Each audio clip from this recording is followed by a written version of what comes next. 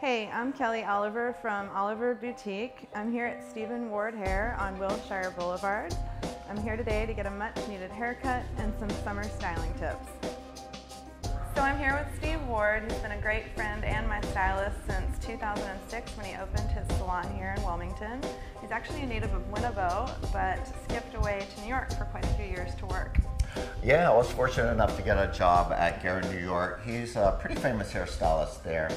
And basically I got a job as his assistant to move to New York and be his slave for a couple of years. And then I went out under his umbrella on my own.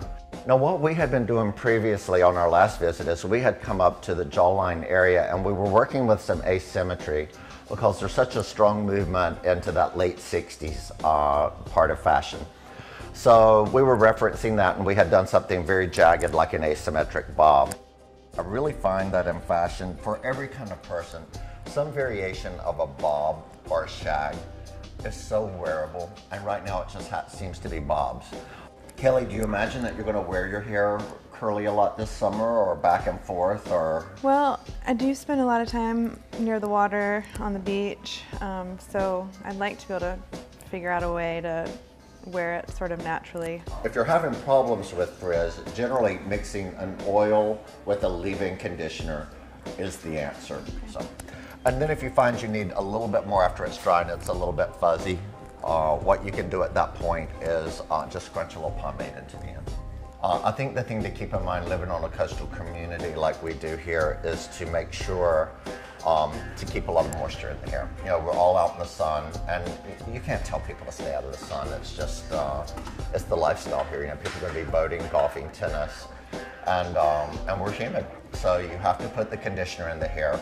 But you know, there's no law that says the hair can't look frizzy.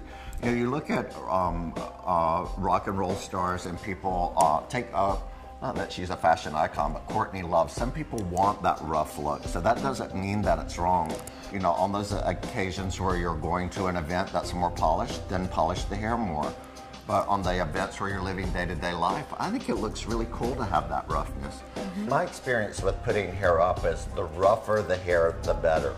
The more beautiful and slick the hair is, the harder it is to stay up. And it can look a little more aging. I find if you've got a little bit of a rough texture in there, it's a much nicer texture to put the hair up, and it just looks cooler. So here's the finished product, a refreshing change from the look I walked in with this morning. Thanks so much to Stephen Ward, and thank you for catching up with me today. I'll see you next week.